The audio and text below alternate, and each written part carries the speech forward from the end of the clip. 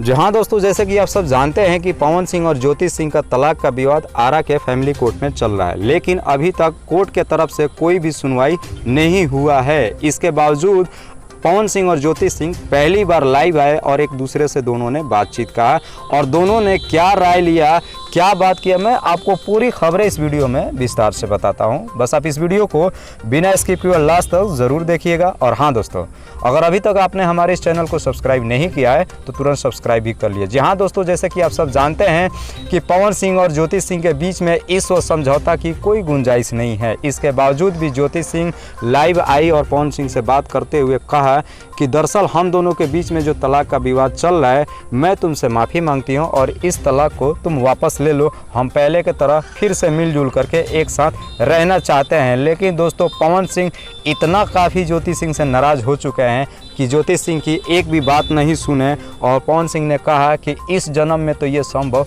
हो ही नहीं सकता है। जी हाँ दोस्तों, पवन सिंह ने साफ इनकार कर दिया कि मैं तुम्हारे साथ इस जीवन में तो किसी कीमत पे नहीं रह सकता हूँ। तो वहीं पे ज्योति सिंह ने काफ़ी गिड़गिड़ाए और पवन सिंह से माफ़ी मांगी, लेकिन पवन सिंह ने अपने जिद से पीछे नहीं हटा और पवन सिंह ने कह दिया कि जब मामला कोर्ट में चला गया है तो कोर्ट जो फैसला देगा हम उसी को मानेंगे।